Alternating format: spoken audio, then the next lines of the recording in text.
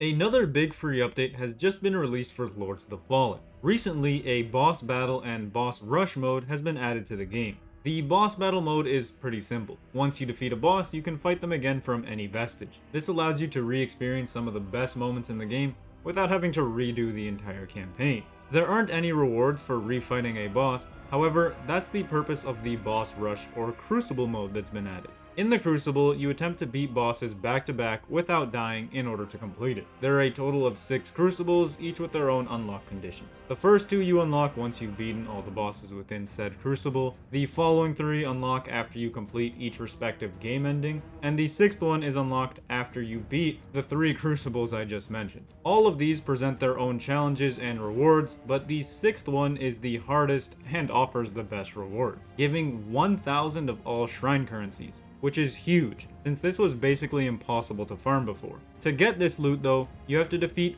all the bosses in the game in a row without dying, because if you do, you have to restart that 6th Crucible again from the very beginning. For a little more info on Crucibles, boss fights are only kinda back to back. This is because your health and healing is restored after defeating a boss. Additionally, it saves your progress in said Crucible, and you can choose whether you fight the next boss immediately or several hours later. So there is no obligation to fight them all in one sitting, or all in a row. To get all the items a Crucible has to offer, you must complete it 3 times.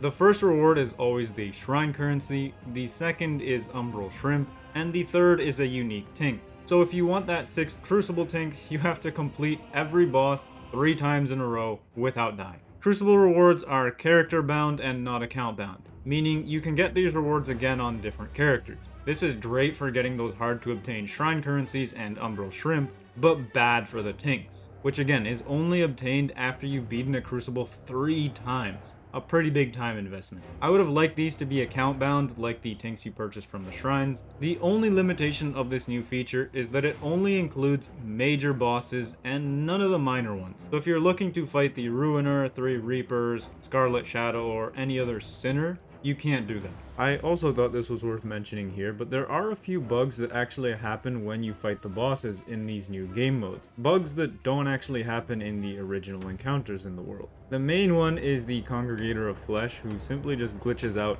and oftentimes doesn't even attack you. And the other one is actually a bug that has existed since like November, and that's the fact that the Unbroken Promises music is completely broken. And what I mean by broken is the music just straight up doesn't play, so this is something that needs to be addressed. All in all, this feature is great, and I would love to see more games in this genre have a feature like this.